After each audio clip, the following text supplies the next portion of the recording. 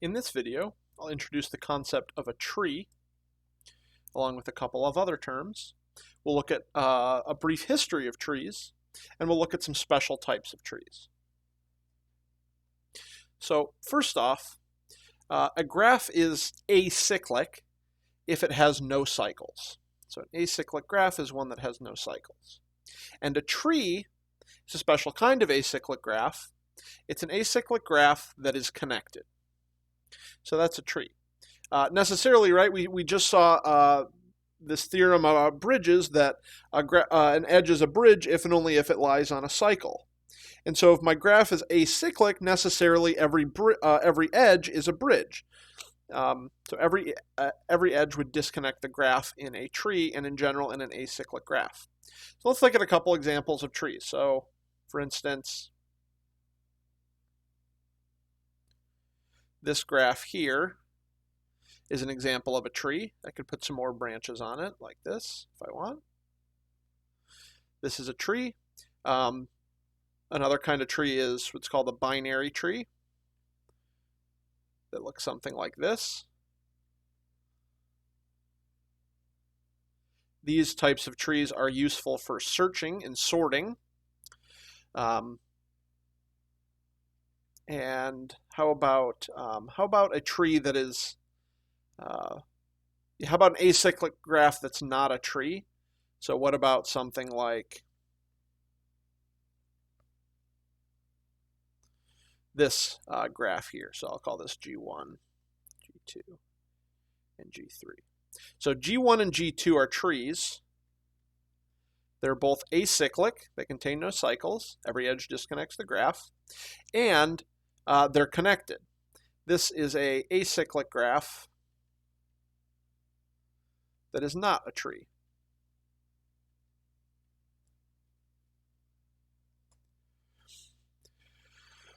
The end vertices of a tree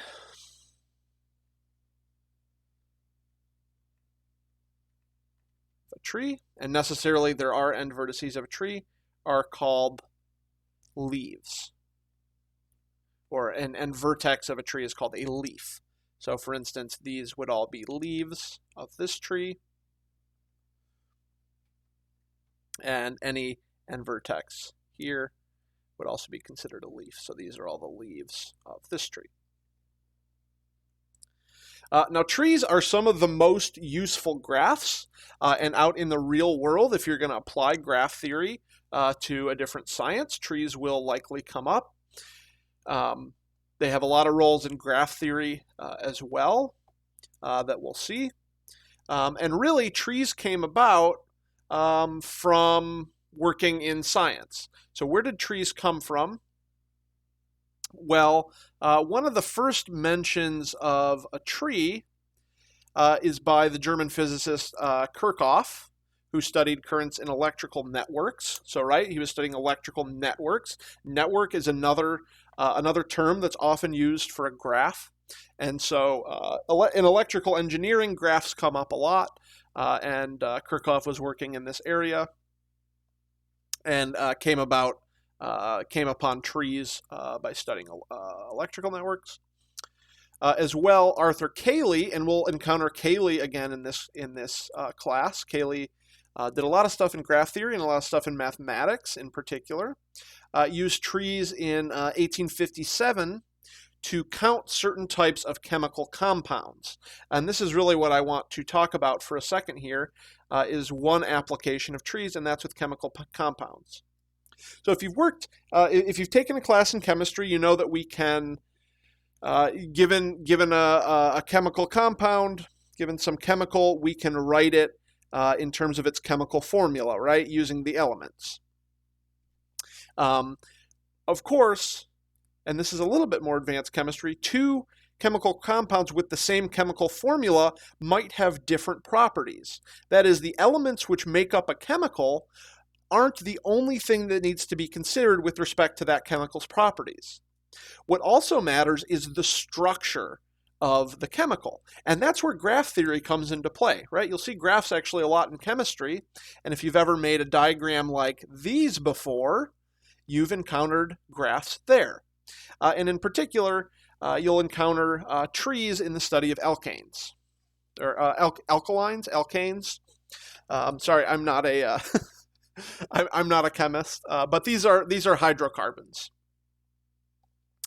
And right, so like I said, two chemicals with the same chemical formula could have very different properties. It depends on the structure.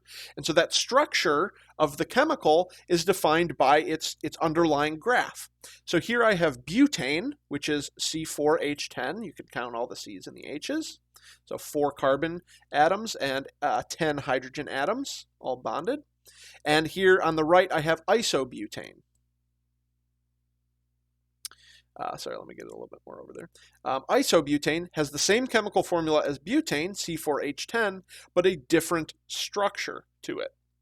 And so these things have very different properties.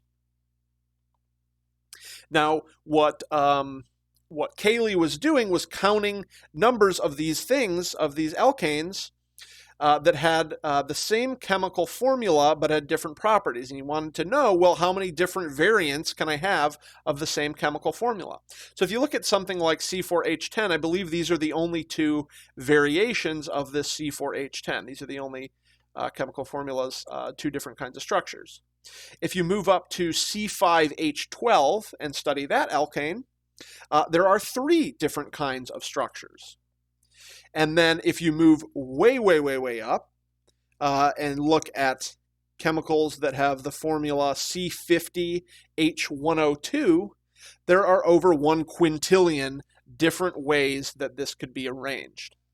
So there's lots of different alkanes that have the same formula. So the idea is that if we study trees, and this is what a graph theorist does, is study trees, studies properties of trees, that those properties could later be used by scientists to I don't know, do whatever those scientists do with their knowledge, right? Invent new chemicals, and that in turn, right, gets applied to the real world, and we have some new useful chemical that, I don't know, dissolves oil or dissolves plastic, or something cool like this. And so as a mathematician, you're sort of at the bedrock, right? You're studying the properties of this abstract structure called the tree in the hopes that scientists can use that, can apply that, and then with the hopes that someone further on, an engineer, someone like this, can then take what the scientist did, what the chemist did, and apply that, and now we get a nice real-world solution to some problem. This is the idea. But as mathematicians, we are here at the bedrock. So this is kind of a really special role of mathematicians that I thought I'd mention real quick. Okay, so that's sort of where trees came about. These were the earliest mentions of trees, were way back in the 1800s, coming about from chemicals and electrical networks. All right, so back to trees, back to studying properties of trees. There are some special classes of trees that we should know about. Now, paths, we've already encountered paths. Paths are all are trees, right? Any path, Pn, right, like something like this, it's necessarily acyclic. So all paths are trees.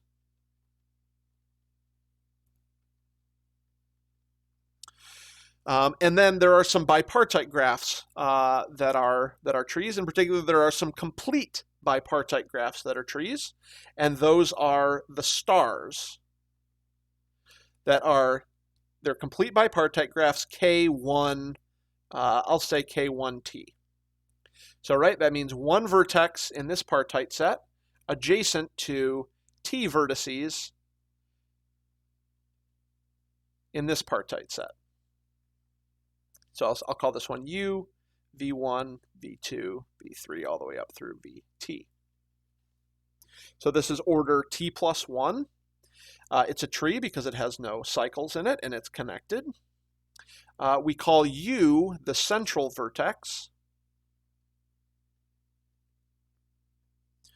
And this gives us a big class of trees. We call these stars. Well, because if you draw them, you can make them look, I don't know, kind of like how stars look. So there's the star K14. We could look at the star K13. This is sometimes known as the claw. K13. One thing I really love about graph theory is all the fun names that come along with this, and we get a lot of these with trees, right? So stars are trees. Every star is a tree. And this will be we'll be very interested in stars. There are also these things called double stars.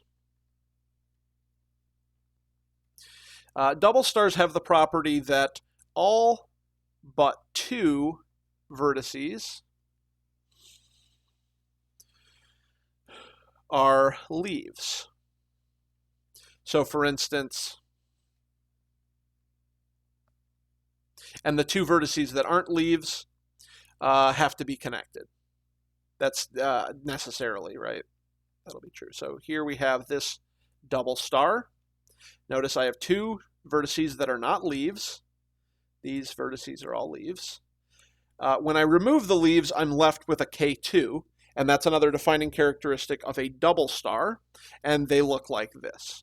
There's not really one standard naming convention for these. I would refer to this star as S33, but if we need a naming convention, I'll describe it later. Another star would be, say, here's my two central vertices of the double star. Maybe I do something like this. That's another version of a double star. Of course, it doesn't have to have the same amount of leaves coming off of each of the central vertices. I could have something like with, I don't know, 4 leaves coming off of this one that's adjacent to, I don't know, just 1 leaf coming off of that one. This is still a double star. These are all examples of double stars. And then more generally, so think about the stars. When I remove all the leaves, I can think of a star as having just one vertex that's not a leaf. A caterpillar, or a double star is a tree that just has 2 vertices that aren't leaves. Generally, we can think of a caterpillar. Caterpillar has the property that when all the leaves are removed,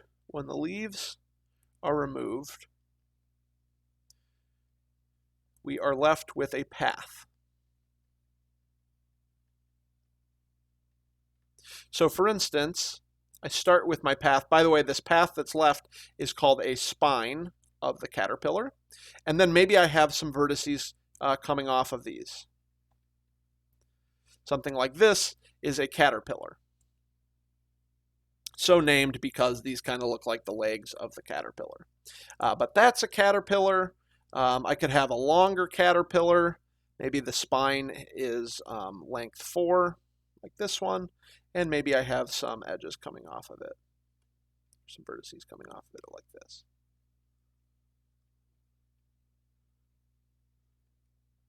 This would also be an example of a caterpillar.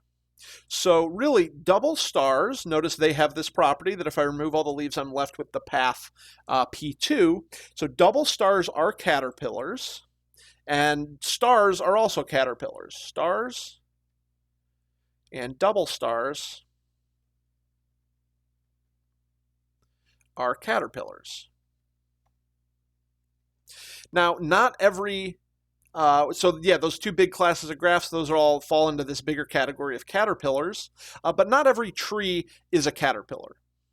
For instance, how about this one?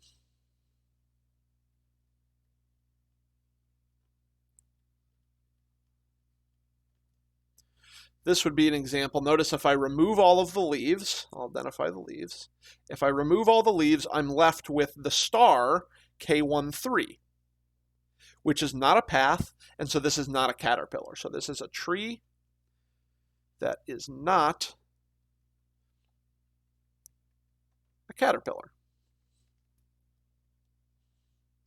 And that binary tree we saw earlier is also an example of a tree that's not a caterpillar, right? I remove its leaves, and I'm not left with a path. This butane molecule is a caterpillar. And let's see, if we look at isobutane, isobutane is not a caterpillar either, right? This vertex is not a leaf. and I don't get a path when I remove all the leaves. So there's some special classes of trees, and now in the next video we'll start studying properties of trees. See you there.